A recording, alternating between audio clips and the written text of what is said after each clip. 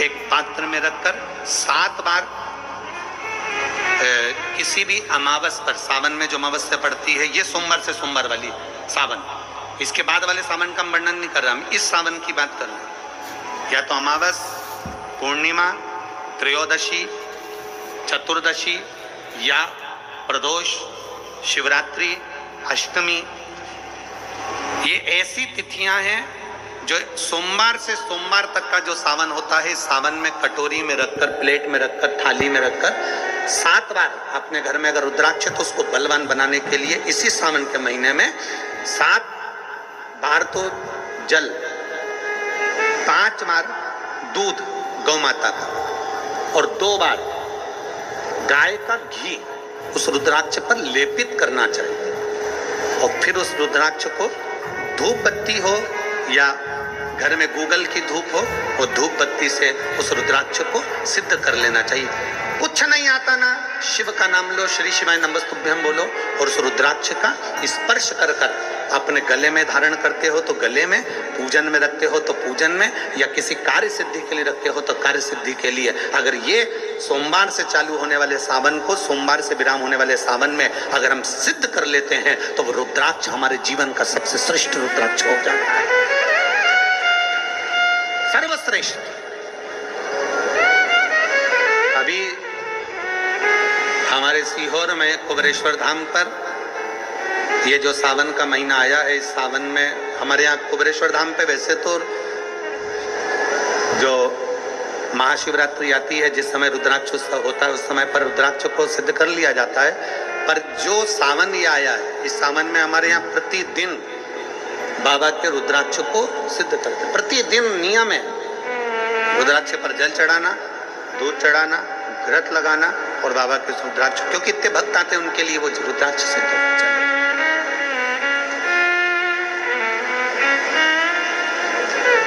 इसी सावन में 4 मुखी 3 रुद्राक्ष, कितने? 4 मुखी कितने? 3। 5 मुखी रुद्राक्ष 3 और 6 मुखी रुद्राक्ष 3। इनके बीच में सवा गांठ लगाई जाती है। 4 रुद्राक्ष कितने? जल्दी बोलो। 4 मुखी रुद्राक्ष कितने? 3। 5 मुखी रुद्राक्ष कितने? 3। 6 मुखी रुद्राक्ष कितने? 3। इनके बीच में सवा गांठ लगाई जाती है। मतलब एक गांठ पूरी लगाई जाती है, फिर आधी गांठ लगाकर फिर रुद्राक्ष को डाला जाता है लाल धागे में, फिर सवा गांठ ऐसी चलती है। 9 रुद्राक्ष होते हैं कुल टोटल। अगर ये 9 रुद्राक्ष को शंकर भगवान के शिवलिंग के पास में रखकर, ये सावन, इसको अन्य सावन में नहीं कर सकते, केवल इसी सावन भगवान शिव के मंदिर में शिवलिंग के पास उसको रखकर 7 लोटा जल, 5 बार दूध और 2 बार घृत अगर लेपन कर दिया जाता है उस माला को, और उसी माला को हम बेलपत्री के पेड़ के नीचे बैठकर अपने गले में अगर धारण कर लेते हैं तो दुनिया का ऐसा कोई कार्य नहीं जो तुम्हारे लिए हो नहीं, पक्के में होकर ही मान। उस रुद्राक्ष का इतना महत्व, ये तुम जो सहज में सुन रहे हो ना, हम फिर कहेंगे दया सिंह, जो हम फिर दया सिंह जी को धन्यवाद देंगे कि ये जो सावन के महीने की कथा लिए दया सिंह जी, ये साधारण नहीं है। दुनिया के लोग भले इसको सहजता में रखें। 27 जुलाई 1953 में ये सावन आया था, उसके बाद 2024 में ये सावन आया। लोग तरसते हैं इस सावन के लिए कि इसमें हमें रुद्राक्ष को सिद्ध करना है, हमें इसमें बेलपत्र का पान करना है, इसमें हम जो मांगेंगे हमारा बाबा कृपा करने के लिए तत्पर रहता है। ये वो रुद्राक्ष का आनंद उठाते हैं। मैं धन्यवाद देता हूँ दया सिंह जी आपको बहुत बहुत, और पूरी समिति को। शिव मंदिर में जैसे आप लोग जाते होंगे शंकर जी के मंदिर में, तो ये तो शिवलिंग हो गया, ये जलाधारी हो गई, ये जलाधारी है, ये शिवलिंग है। और जलाधारी और शिवलिंग के यहाँ, शिवलिंग से लेकर जहाँ से पानी नीचे गिर रहा है, आप पानी यहाँ चढ़ाते हो तो ये घूम के यहाँ से नीचे आ जाता है। आपने जल यहाँ चढ़ाया शिवलिंग पे तो जल घूमकर यहाँ से नीचे आ जाता है।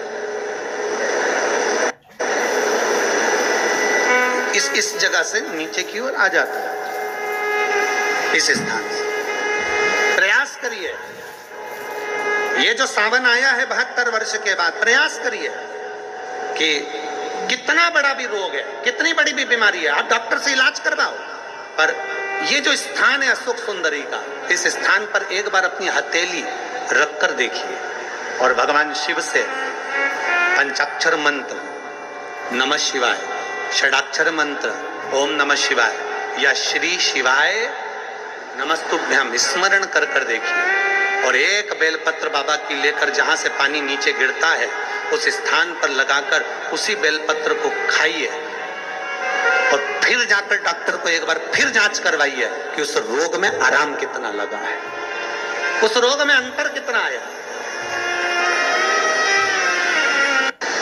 सावन का ये महीना जिसमें आप भगवान शंकर की अविरल भक्ति को धारण कर रहे हैं,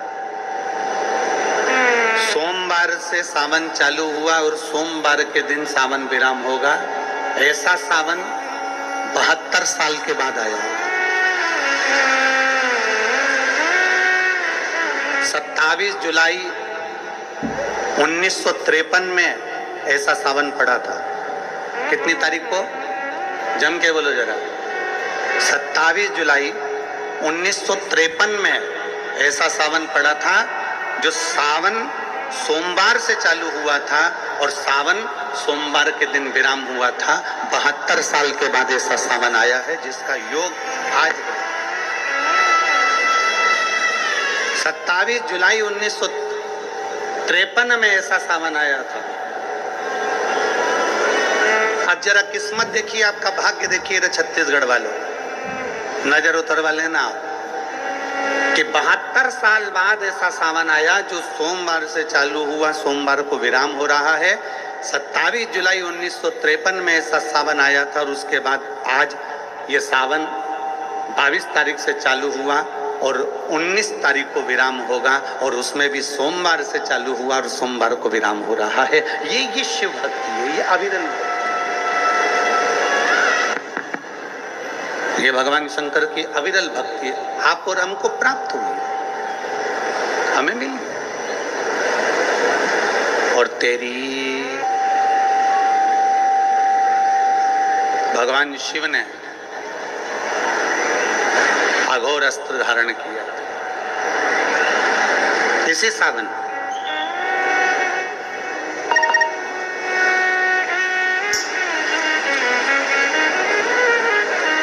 एक त्रिपुरासुर असुर हो गया,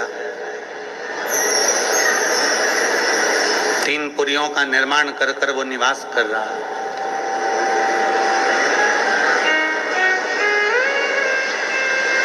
बड़ा विचित्र है वो।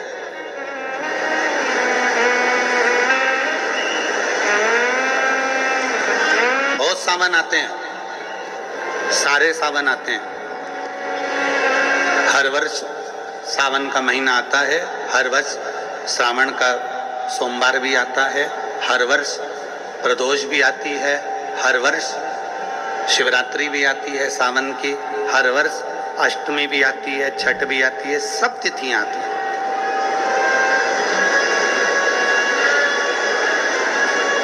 ये सारी तिथियां हर साल आएंगी, हर साल प्राप्त होंगी, पर जो योग मेरे देवाधिदेव महादेव का लगा है सोमवार से प्रारंभ होकर सोमवार के विराम का, ये सावन बार बार नहीं आता, ये सावन इतनी जल्दी नहीं आता। जो 72 वर्ष के बाद 27 जुलाई से 1953 के बाद में आज योग लगा, जो 22 जुलाई 2024 में प्रारंभ हुआ। बहुत बहुत ना जाने कितने कितने कितना कितना साधना तप असुर का वध कर दूं पर नहीं मर। ब्रह्मदेव ने विचार करा कि त्रिपुरासुर का वध कर दूं, नहीं मर। आखिरी में खबर गई भगवान देवाधिदेव महादेव के पास, भगवान शिव जी के पास। भगवान देवाधिदेव महादेव, मेरे महाकाल राजा, मेरे कालाधिपति, मेरे ओमकारेश्वर, मेरे विश्वनाथ, मेरे परली वैद्यनाथ, मेरे वैद्यनाथ ओगरदानी, मेरे केदारेश्वर, भगवान शिव विराजमान थे, नेत्रबंद थे भगवान शिव। और सबने, सारे देवताओं ने जाकर भगवान शिव से विनय करी, निवेदन करा, भगवान देवादिदेव महादेव से निवेदन करा। और जब भगवान शंकर से निवेदन किया, भगवान शिव से विनती करी, भगवान शंकर से बारंबार जब प्रार्थना करी है, भगवान शिव से बार बार विनय किया गया, तब भगवान शंकर ने नेत्र खोले और भगवान शिव नेत्र खोलकर पूछे, ऐसा क्या हो गया जो आपको आना? ये 33 कोटि देवता, ये सारे देव आज मेरे पास में, कारण क्या बन गए? कौन सा कारण?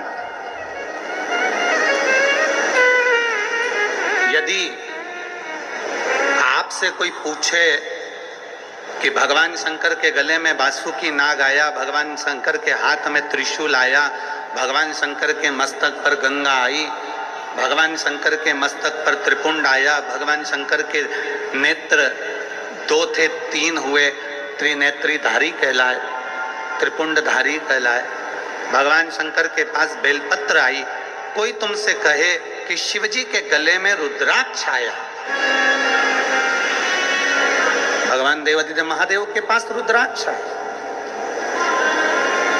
कोई तुमसे पूछ ले कि ये रुद्राक्ष का प्रागट्य कब का है, रुद्राक्ष का जन्म कब हुआ,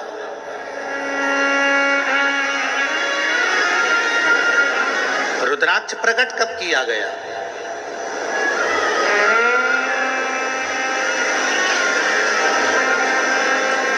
अब जरा बहुत हमसे भी कई लोग पूछते हैं, जितने लोग संसार का क्या हो जाता है कि रुद्राक्ष का जल अमृत के तुल्य हो जाता है और कैंसर जैसा रोग भी समाप्त हो जाता है।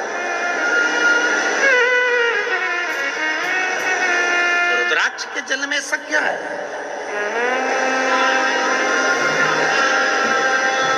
एक माने पत्र में लिखा है कि कैसे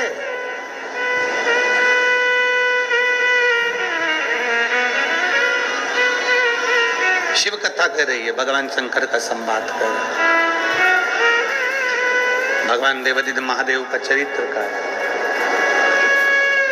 शिव महापुराण की कथा कर रही है। त्रिपुरासुर असुर है, 3 पुरियों का निर्माण कर कर उसमें निवास करता है, 3 पुरियों का निर्माण कर कर उसमें निवास करता है, पर उसके प्राण जा नहीं सकते। भगवान नारायण ने प्रयास किया, वो नहीं मरा, प्राण नहीं छूटे। भगवान शंकर की ब्रह्म मुरारी, सबसे बड़ा तप और दुनिया का सबसे बड़ा आभूषण मौन रहना, ये दुनिया का सबसे बड़ा तप और सबसे बड़ा आभूषण है। हम भगवान शिव को किस तरह से दिखा सकते? और फिर निवेदन करूंगा, जितनी सरलता से, जितनी सहजता से आप शिव को रिझाओगे, उतनी सरलता से शिव रिझता है, उतनी सरल।